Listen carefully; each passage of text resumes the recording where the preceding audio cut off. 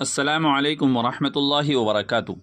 امید ہے ناظرین کرام آپ خیریت سے ہوں گے۔ میں ہوں محمد طیب قاسمی اور آپ دیکھ رہے ہیں طیب قاسمی آفیشیل یوٹیوب چینل۔ ناظرین کرام، ائمہ حضرات کی جانب سے کچھ ایسی غلطیاں پائی جاتی ہیں جو عام طور سے اکثر و بیشتر مساجد میں دیکھنے کو ملتی ہے۔ انہی میں سے ایک یہ ہے کہ بعض امام کی عادت یہ ہو جاتی ہے کہ ایک رکعت میں کہیں سے پڑھتے ہیں اور دوسری رکعت میں کسی دوسری جگہ سے قرات کرتے ہیں۔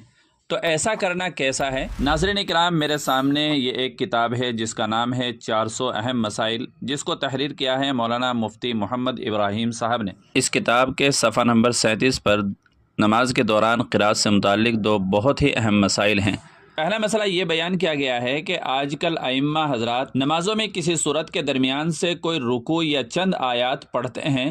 اس میں ایک قباحت تو یہ ہے کہ نماز میں مفصل سورتیں پڑھنے کی سنت تقریباً مردہ ہو کر رہ گئی ہے۔ حالانکہ مسنون طریقہ یہ ہے کہ اگر کوئی عذر نہ ہو تو بحالت اقامت نماز فجر و ظہر میں طوال مفصل یعنی سورہ حجرات سے بروج تک، عشاء و عصر میں اوساط مفصل یعنی سورہ بروج سے سورہ لم یکن تک، اور نماز مغرب میں قصار مفصل یعنی لم یکن سے آخر تک کی صورتیں۔ دوسری صورتوں کا اگر کوئی جز پڑھا جائے تو اس میں تفصیل یہ ہے کہ اگر ایک ہی صورت کے آخر سے 2 رکعتوں میں قرات کی تو بلا کراہت جائز ہے۔ باقی تمام مروجہ صورتیں، مثلاً دونوں رکعتوں میں کسی صورت کا صرف شروع کا حصہ پڑھنا، یا وسط صورت سے پڑھنا، یا ایک رکعت میں ایک صورت کا آخر اور دوسری رکعت میں دوسری صورت کا آخر پڑھنا مکروہ تنزیہی ہے۔ بالخصوص اس کی عادت بنا لینا تو اور زیادہ مکروہ ہے۔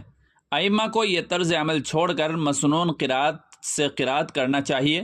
جہری اور سری نمازوں میں اس کا یکساں اہتمام کرنا چاہیے۔ دوسرا مسئلہ ہے کہ نماز میں عمدن خلاف ترتیب قرات کرنا مکروہ ہے۔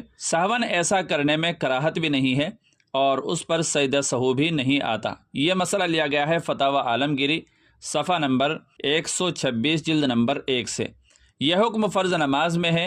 نفل میں اگر ایک رکعت میں کہیں ایک جگہ سے قرآن مجید پڑھا اور دوسری رکعت میں اس سے اوپر پڑھا تو کراہت نہیں ہے۔ ہاں، ایک ہی رکعت میں ایسا کرنا مکروہ ہے۔